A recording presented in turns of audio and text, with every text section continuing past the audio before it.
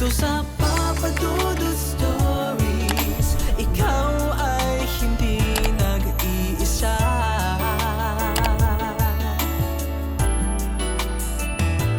Dito sa Papa Dudut Stories, may nagmamahal sa'yo.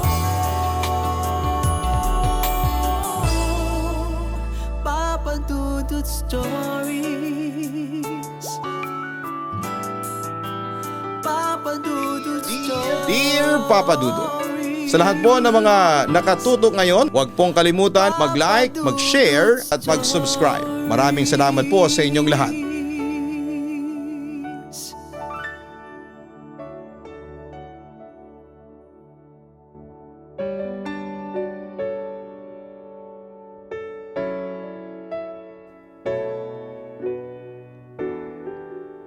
Dear Papa Dudut, tawagin niyo na lamang po ako sa pangalang Danya.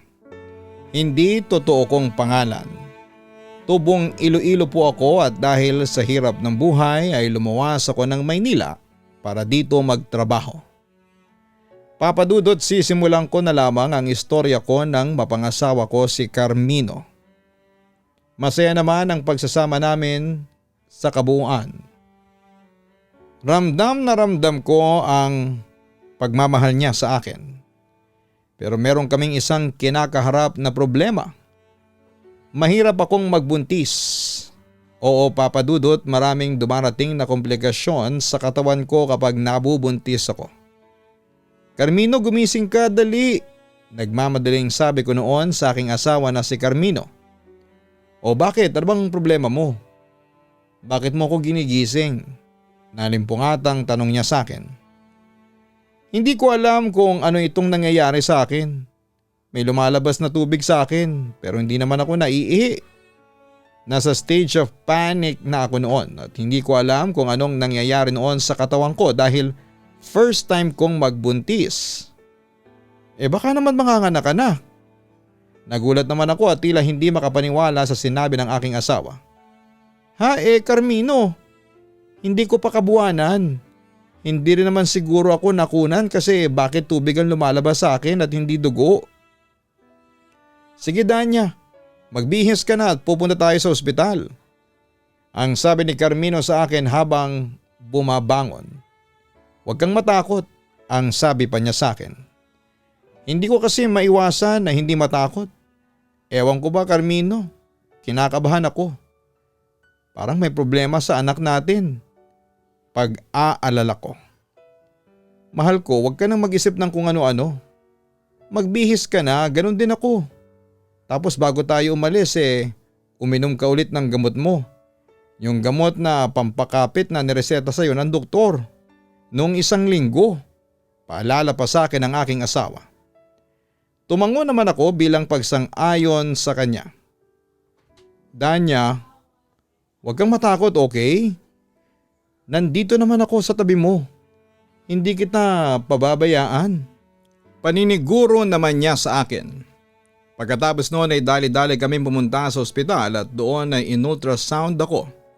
At doon namin nalaman ang isang nakakagimbal na katotohanan. Dok, kumusta na po yung lagay ng anak namin? Nag-aalalang tanong ni Carmino. Ayon dito sa ultrasound, may malaking problema tayo. Tila naaalarma ang sagot ng doktor. Pagkatapos noon ay bumaling siya sa akin.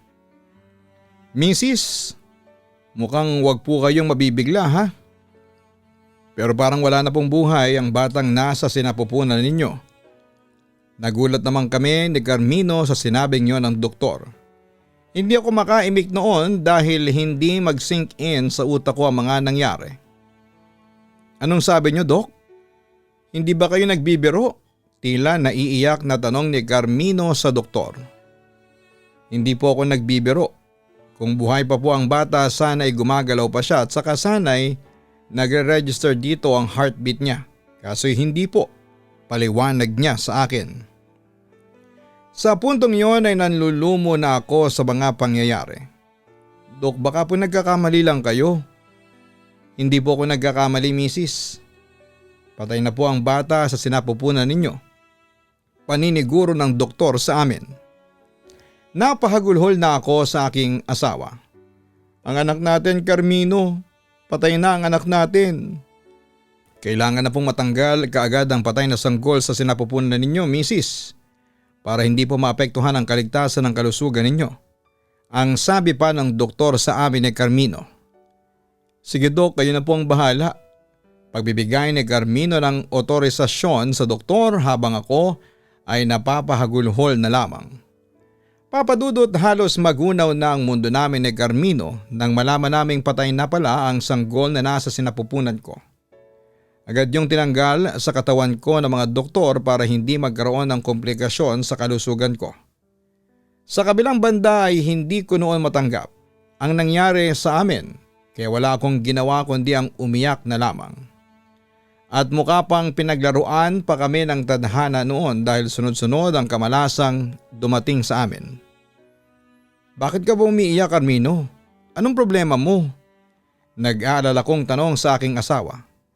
Kalilibing lamang noon ng anak namin kaya nakakadagdag sa stress ko ang makitang malungkot at umiiyak si Carmino. Danya, kanina ay natanggal ako sa trabaho. Pagtatapat niya sa akin. Ano? Pero bakit? Nanlulumo kong tanong sa kanya. May kaguluhan na nangyari sa factory at nadamay ako sa gulo. Kwento pa niya sa akin. Nagtaka naman ako. Pero paano nangyari yun? Hindi ba't naka-leave ka? Oo, naka-leave nga ako para maalagaan kita. Yan ang kinatwiran ko sa boss ko pero hindi pa rin niya ako pinakinggan. Sinama niya ang pangalan ko sa mga sisibakin sa trabaho. Paglalahad ng aking asawa. Bakit naman ganun? Bakit ngayon pa? Paano na tayo? Anong kakainin natin? Pareho tayong walang trabaho. Anong ipambabayad natin sa upa ng bahay? Bayad sa kuryente at tubig? Pagkain natin? Halos sumabog ang ulo ko dahil sa sobrang stress. Kaya napahagulhol na lamang ako sa huli. Sa puntong iyon ay tumigil na sa pag-iyak si Carmino at sa halip ay nagpakatatag muna. Ako na ang bahala, Danya. Huwag ka nang mag-isip ng kung ano-ano. Baka mapano ka pa. Kagagaling mo lang. Hindi ko kasi maiwasan na mag-alala. Bakit pa kasi ngayon pa nangyari ito sa atin? Parang tayong pinagsakluban ng langit at lupa. Yon ang hinanakit ko noon sa tadhana. Diyos ko, ano ba itong ginagawa ninyo sa amin? Bakit mo kami binibigyan ng ganitong pagsubok? Hindi ko mapigilan noon ang pagdaloy ng aking emosyon. Huwag na nating sisihin pa ang Diyos, Danya. Magdasal na lang tayo. Humingi na lang tayo ng tulong sa Kanya. Yan na lamang ang sinabi ko sa asawa ko. Danya, huwag kang sumuko. Huwag tayong sumuko, labanan natin ito. Kaya nating lusutan ang problemang ito. May awa din sa atin ang Diyos. Dagdag pa niya sa akin. Sa pagkakataong yon ay pinahid ko ang tumutulong luha sa aking mga mata. Carmino, ikaw lang ang nagbibigay ng lakas sa akin. Kaya hindi ko pa nagagawang sumuko dahil palagi kang nandyan sa tabi ko. Pero hanggang kailan ganito ang buhay natin? Hanggang kailan ka nandyan sa tabi ko para palakasin ang loob ko? Asawa mo ko. Kaya asahan mo na habang buhay nandito ako sa tabi mo. Paninigurado naman niya sa akin.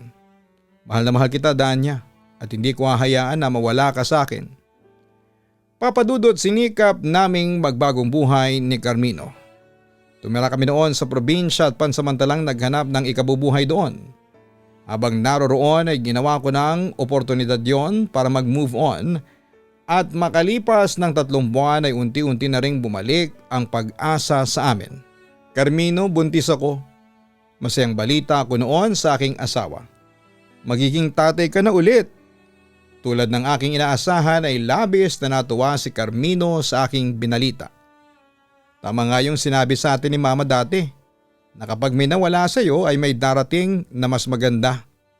Carmino, sa totoo lang ay akala ko hindi na tayo makakabangon sa pagkawala ng anak natin 3 months ago.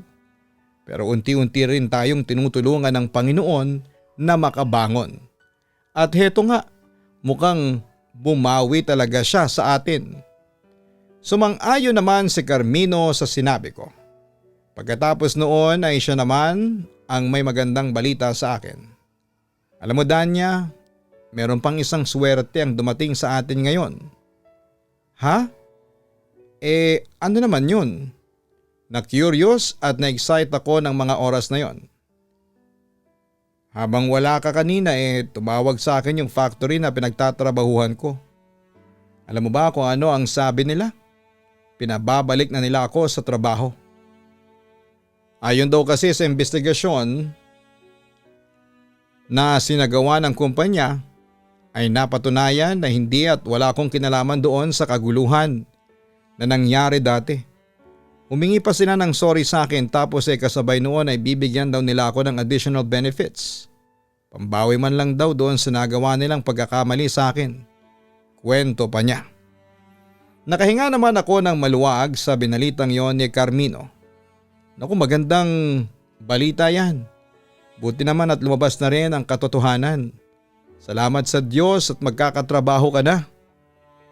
Papa Dudut, pagkatapos noon ay naiwan ako noon sa Iloilo habang si Carmino ay bumalik ng Maynila para magtrabaho. Yon ay ayon na rin sa mungkahi ng aking ina na magstay muna ako dito sa Iloilo para maalagaan niya akong mabuti. Agad din naman kaming pumayag ni Carmino since ilang buwan lamang yon. Kapag nanganak na ako ay saka ako babalik sa Maynila.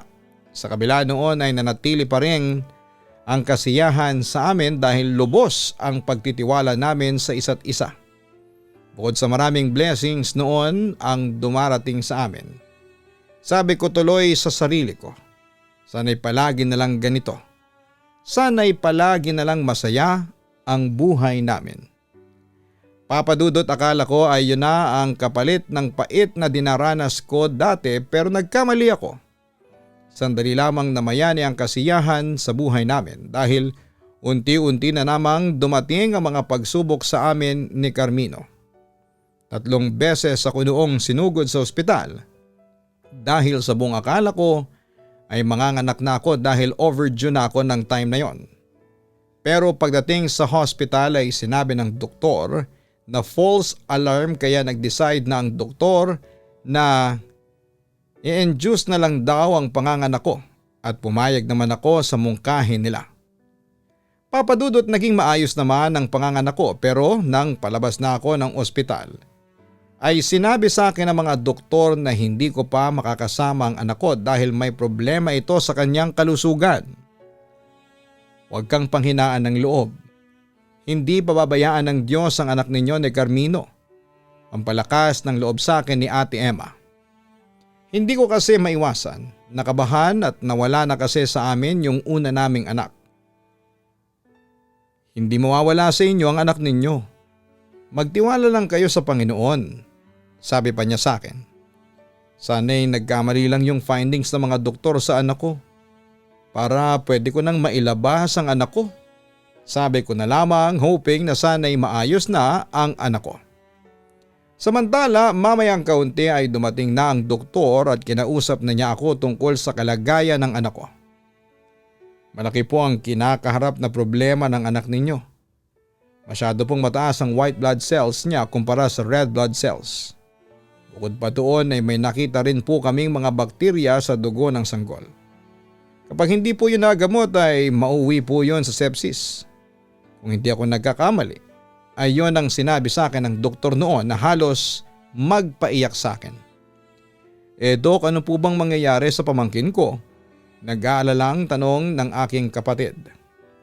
Maaari pong lumaki ang ulo ng sanggol.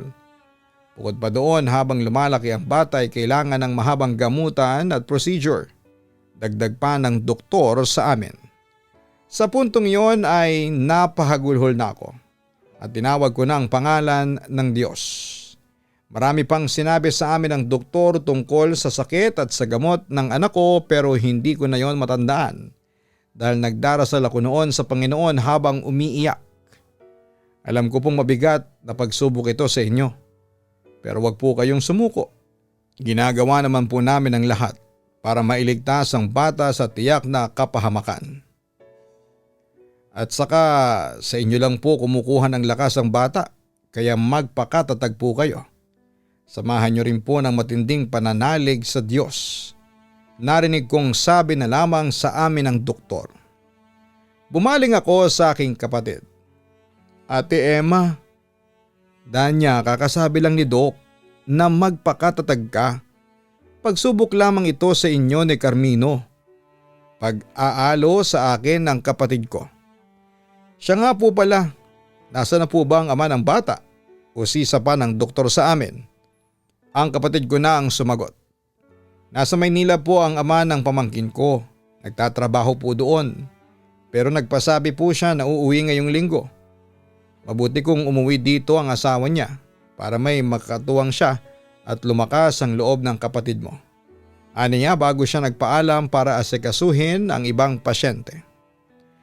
Ate Emma, anong gagawin ko? Paano ko maililigtas ang anak ko? Desperadong tanong ko. Alam mo, isa lang ang magagawa mo, ang magdasal ka sa Panginoon. Naniniwala ako na hindi niya pababayaan ang anak mo. Sagot ni Ate Emma sa akin. Tumahang ka na. Alalahanin mong kapapanganak mo pa lang. Baka mamaya niyan sumakit ang ulo mo at mabinat ka. Paano na lang ang baby mo kung may mangyari sa iyong masama? Dahil sa sinabi niyo ni Ate Emma, ay nagpa siya akong tumahan at magpakatatag para sa aking anak. Papadudod siguro ay masasabing ang pinakamasakit na parte ng buhay ng isang ina ay ang makitang naghihirap ang kanyang anak. Yon ang naranasan ko. Sobrang sakit sa akin na makitang naghihirap ang anak ko dahil sa pagkakasakit. Araw-gabi akong nagdarasal na sana'y gumaling na ang anak ko at sana ay huwag bawiin sa akin ng Diyos ang anak ko. Dahil hindi ko alam ang gagawin sakaling bawiin na naman niya sa akin ang anak ko. Pero sa paglipas ng mga oras ay patuloy ang paghihirap ng anak ko. Kasabay noon ang matinding kalbaryo bilang isang ina. Naintindihan ko ang sitwasyon mo. Alam ko ang pakiramdam ng isang ina. Masakit talaga na makitang nasa ganyang kalagayan ng anak niya. Pakikisimpatya ni Ate Emma sa akin. Sa totoo lang, hindi ko na talaga alam ang gagawin ko, ate. Ano ba kasi ang sakit ng anak ko? Wala na bang lunas yun? Hindi ko maisip na 3 iba't ibang klaseng gamot ang itatarak sa anak ko para lamang mabuhay siya. At saan ako kukuha ng pera, pambili ng gamot? Bawat araw ay kailangan namin ng 2,500 bawat gamot ng anak ko. Isipin mo magkano yun, 7,500 pesos kada araw para mabuhay lang ang anak namin. Saang bulsa ko kukunin ang ganong klase ng halaga? Nalulungkot kong sabi. Gumagawa na kami ng paraan para makatulong sa iyo. Si mama nagdedelhensya na siya ng pera. Ako at ang asawa mo, lahat kami nagsusumika para makahanap ng pera para sa anak mo. Huwag kang mawala ng pag-asa, ang sabi ni Ate Emma sa akin. Ang tanong hanggang kailan to? Hanggang kailan namin mararanasan ito? Nagsisimula na namang mawalan ako ng pag-asa. Mamayang kaunti ay dumating na si mama, dala-dala ang perang napagdelhensyahan niya para sa mga gamot ng aking anak.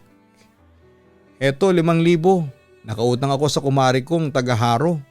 Sobrang naawa siya sa naging sitwasyon ng anak mo kaya agad siyang nagpahiram ng pera. Kwento sa akin ni mama. Salamat naman sa Diyos. Tila nabunutan naman ng tinig si Ate Emma sa sinabi ng aming ina. Pero ma, may malaki pa rin po tayong problema. Hindi lang po yung gamot ni baby ang kailangan nating idelhensya ng pera. Yung doktor po pala kanina ay kinausap ako. Kailangan na raw po nating bayaran ng bill sa ginagamit na kwarto ng anak ko.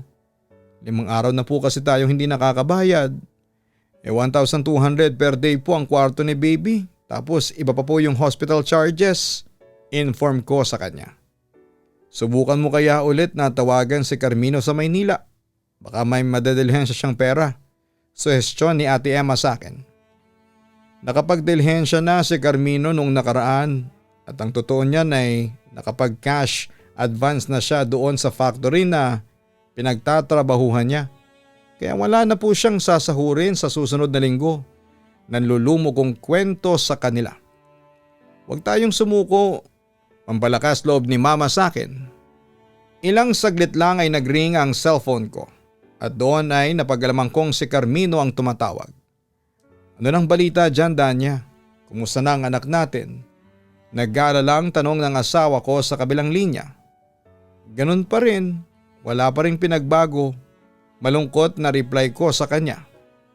Magkano pa ba ang kailangan ninyo? Uutang ulit ako dito sa mga kasamahan ko. 5,000 piso pa. Naniningil na kasi yung ospital ng bayad doon sa kwartong pinaglalagyan ni baby. Carmino, gusto ko nang sumuko. Bakit ganito na lamang ang mga problemang ibinibigay sa atin? Wala na ba tayong karapatan na maging masaya? Narinig ko naman ng pagbuntong hininga ng asawa ko nang marinig niya ang sinabi ko. Danya, lalo nangihina ang loob ko kapag naririnig kitang ganyan. Huwag ka namang sumuko. Lumaban tayong dalawa para sa anak natin. Pakiusap niya, Papa Dudut. Pero kasi hindi ko na alam ang gagawin ko. At that point talaga ay nawawala na ako ng pag-asa. Marami pang paraan, sige. Hingi na ako ng tulong sa DSWD at sa mga charities and foundations. Lalapit na rin ako sa Sagip Kapamilya o sa Kapuso. Matulungan lang tayo sa anak natin, Danya. Please naman, magpakatatag ka. Kung susuko ka, paano na ang anak natin? Isipin mo naman sana. Kung siya'y lumalaban para sa buhay niya, bakit hindi tayo lumaban para sa kanya? Tayo ang mga magulang niya. Sa atin siya kumukuha ng lakas. Pagpapatuloy pa ni Carmino. Sa puntong yon ay naluha naman ako. Huwag mo nang problemahin ang pera. Ako nang bahala sa mga bayarin, tahan na. Huwag ka nang umiyak, mahal ko. Pag-aalo sa akin ang asawa ko kahit na magkalayo kaming dalawa. Papadudot kung saan na kami humingi ng tulong. Kahit sa mga online lending apps ay umutang na rin ako kahit na 7 days to pay lang. At may malaking interest para lamang may pangsuporta sa gamot ng baby ko. Kung saan din ako naghanap ng pera at ang nanay ko at ang mga biyanang ko para ipadala sa akin. At nang dumating ang araw ng blood test ng anak ko habang kinukuhanan siya ng dugo ay awang-awa ako sa anak ko. Later on ay dumagdag pa sa problema ko yung mga ahente ng lending apps na pinagkakautangan ko nang lumampas na sa 7 days due date. Sari-saring pagbabanta at harassment ang inabot ko. Dahil doon ay wala akong nagawa kundi ang umiyak na lamang. Papadudot pakiramdam ko noon ay mauubusan na ako ng lakas at buti na lamang at nandyan si Ate Emma para palakasin ang kalooban ko. Samantala mukhang naawa na sa akin ang langit dahil pagkalipas ng ilang linggo ay isang magandang balita ang dumating sa amin. Nag-negative na sa sepsis ang anak namin ni Carmino. Halos maiyak ako sa tuwa. Agad kong tinawagan noon si Carmino. Agad kong binalita sa kanya na ligtas na ang aming anak. Talaga? Naku, magandang balita yan. Diyos ko, salamat po. Natutuwang wika ni Carmino sa kabilang linya. Umuwi ka na muna dito sa Iloilo para maiuwi na natin si baby. Magse-celebrate tayo. Suhestyon ko sa kanya. Sige. Ngayon din magpa-file ako ng leave sa trabaho para masamahan kita. Naku, salamat naman at ligtas ang anak natin. Nasasabik niyang sabi sa akin. Ikaw, Carmino, kumusta ka na dyan sa Maynila? Tanong ko naman sa kanya. Eto nung una nag-aalala ako. Pero dahil dyan sa binalita mo sa akin parang nabunutan ng tinik. Salamat talaga at dininig ng Diyos ang lahat ng mga panalangin natin. Hindi niya tayo hinayaang sumuko sa laban na ito. Tama ka dun sa sinabi mo na huwag tayong sumuko at magtiwala lamang tayo sa Diyos. Tingnan mo naman, ligtas na si baby. Magiging masayang pamilya na ulit tayo. Masayang wika ko naman. Namiss ko na kayo ni baby, Danya.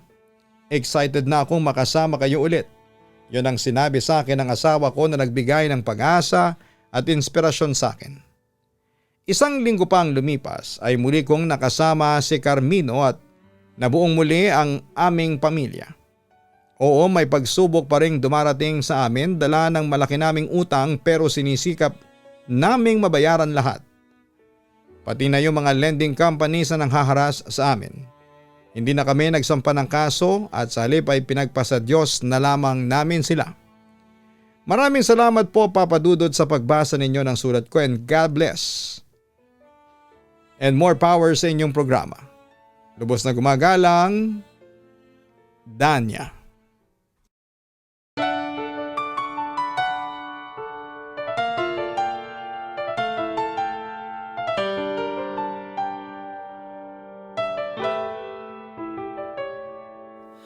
Ang buhay ay mahiwaga,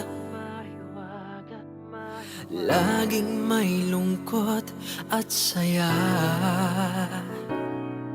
Sa Papa Dudut Stories, laging may karamay ka.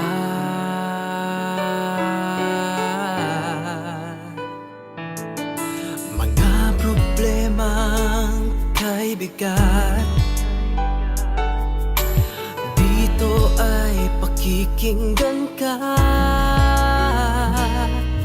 Sa Papa Dudut Stories, kami ay iyong kasama. Dito sa Papa Dudut Stories, ikaw ay hindi nag-iisa.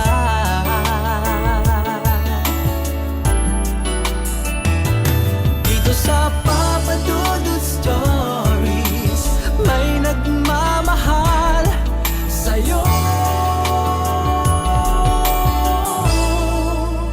Papa Dudut Stories, Papa Dudut Stories,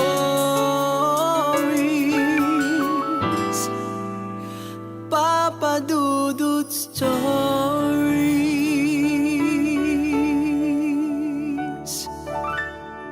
Dito sa Papa Dudut